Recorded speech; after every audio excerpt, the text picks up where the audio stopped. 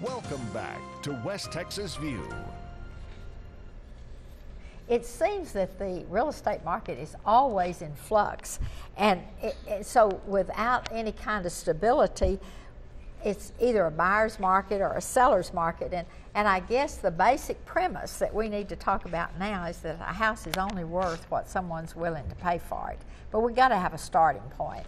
So you know when it's a buyer's market or when it's a seller's market.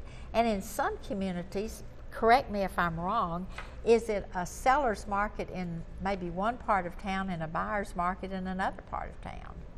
It could be. Well, yes, there are parts of town that are on the decline, and so they're not going to sell nearly as. But if someone was looking but for rental property or property to clear for commercial, this might be a good time to buy in that particular part of town. Sure, that's a good. So you good really area. keep up with all areas in every place that you're selling real estate. Oh yeah, I try to keep up with the market, even in commercial and farm and ranch, and all of it. Well, you just almost have to. But well, tell us about sellers and buyers markets. Well, a seller's market is when there's not many houses on the market and a lot of people looking for property. So that's a seller's market. And a buyer's market is where there's a lot of properties on the market and very few people looking. Now, neither market is that great, because in a seller's market, the seller's going to come out, ask whatever price, and he's going to get it.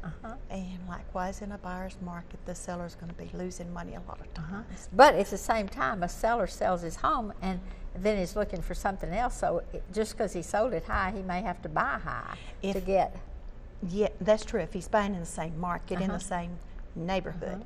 What's bad is if he is selling in this at a buyer's market here, and then he goes to another town that is a seller's market, then he's going to really be in trouble there. And that's happened a lot. And that happens a lot. It does. Over in my fact, years in right real here in the estate. Midland, Odessa area, there's been a lot of people that have moved here with oil companies, or even we've got several doctors who have said they want to come here so badly, but they can't find a place to live. Because it's such a seller's market out here.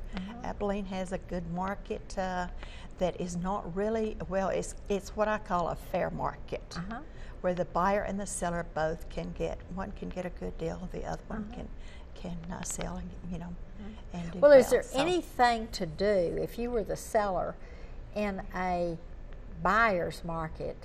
What would you tell them to do to enhance your property or make it go faster? Is that where staging comes in?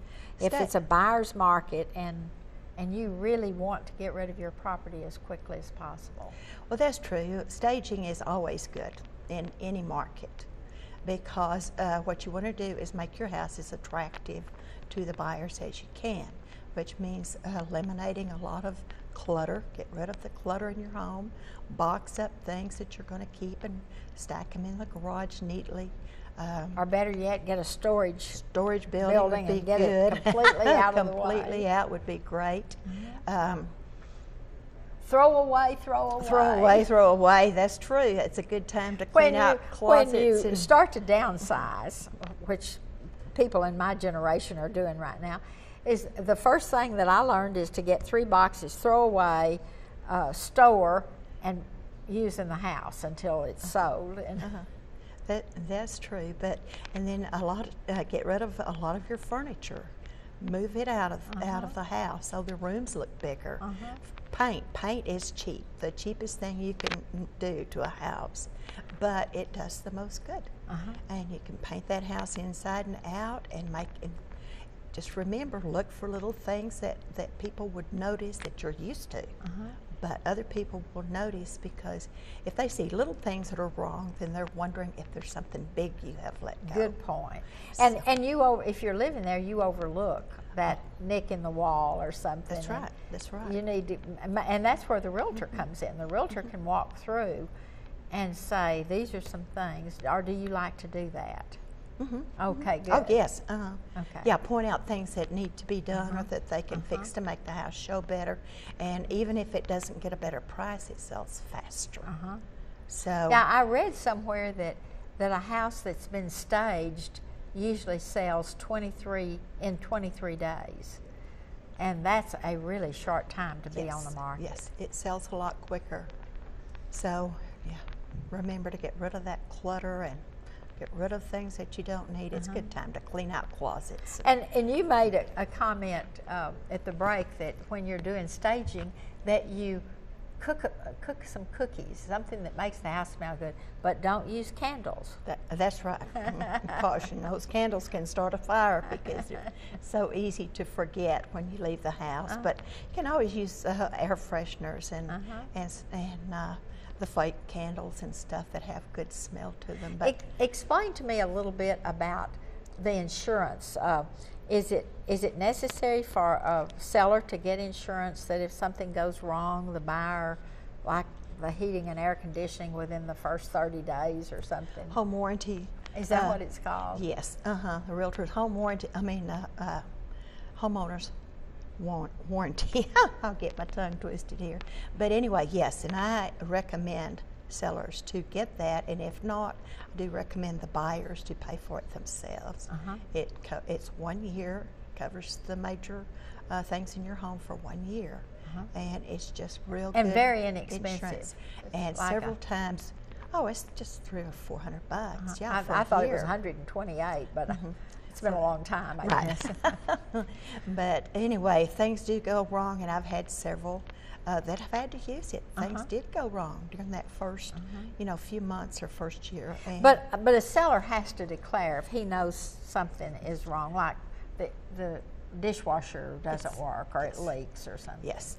Yeah, we have now, which I think is a very good form, and it's seller disclosure that all sellers have to fill out, saying what is wrong, if they know if anything is wrong with the house.